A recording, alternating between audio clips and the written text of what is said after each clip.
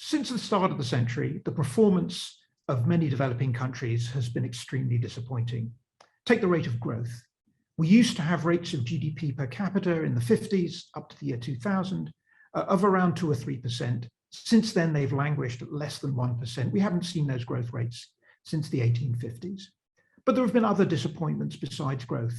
The rise in inequality, the increasing feeling of dysfunctional competition, the increasing feeling of fragility of economies, that economies are extraordinarily vulnerable to health outbreaks or war outbreaks, which disrupt our supply chains and changes our way of life. Now, all of this is kind of a puzzle, because you would expect there will be lots of opportunities that will be driving economic growth and prosperity. Technology seems to be moving faster than ever. Information technology and computing is changing the way we live, allowing us to work from home and transforming industry after industry. So what is causing all this slowdown? Now, often we hear two types of reasons proposed by pundits. One is that there's something has gone wrong with our conduct as a society and as an economy.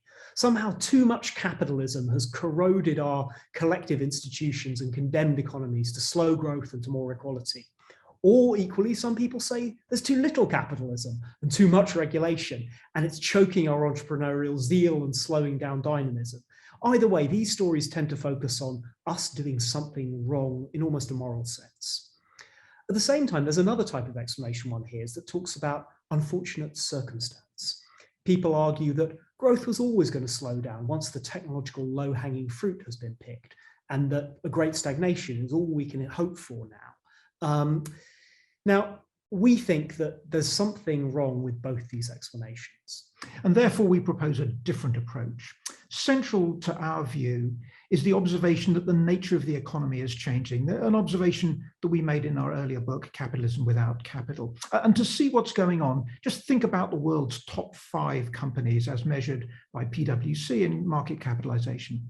Company number 2 is Saudi Aramco. That's a very tangible company. Their assets are pipelines, oil refineries, and tankers, very tangible things. But the other companies in the top 5 are completely different. Apple, Amazon, Microsoft. They have instead completely different types of assets. They have intangible assets. They have assets which are software, which are databases, which are expertise, and which are reputation.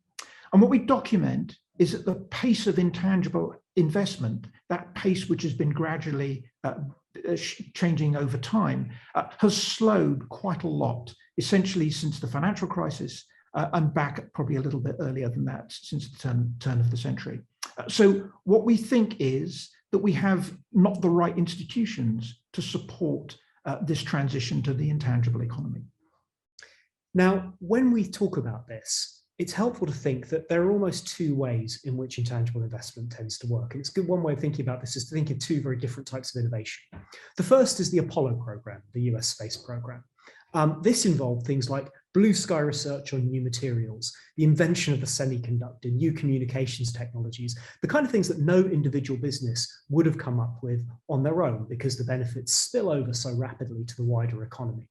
So this kind of innovation needs really strong institutions like public funding or subsidy to solve what economists would call a collective action problem.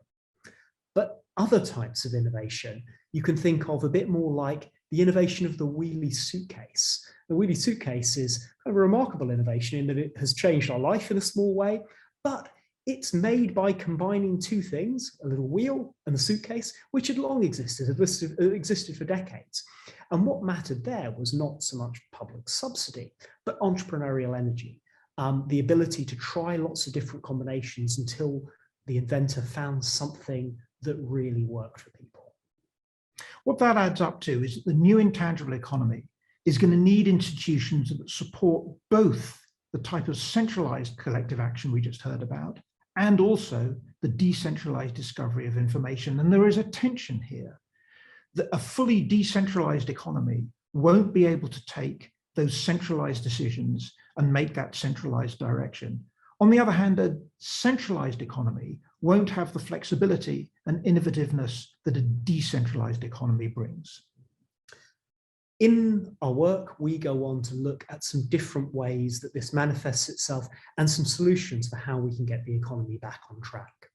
We look at how state funding for things like science and research and development needs to help more with decentralized competition and how to structure those systems effectively. We look at the question of finance, how bank lending and the use of debt don't work well for an intangible rich economy, and how we need more equity finance and better institutions from a financial point of view to support the kind of intangible investment we need. And then we look at issues like city planning. Intangible investment thrives in cities, but our centralized city planning systems at the moment don't allow that and hold us back. And similarly, competition policy, which is insufficiently flexible to deal with the kind of businesses that arise from an intangible economy. This set of recommendations we put together, we believe, can restore intangible investment and put our economies back on a stronger track.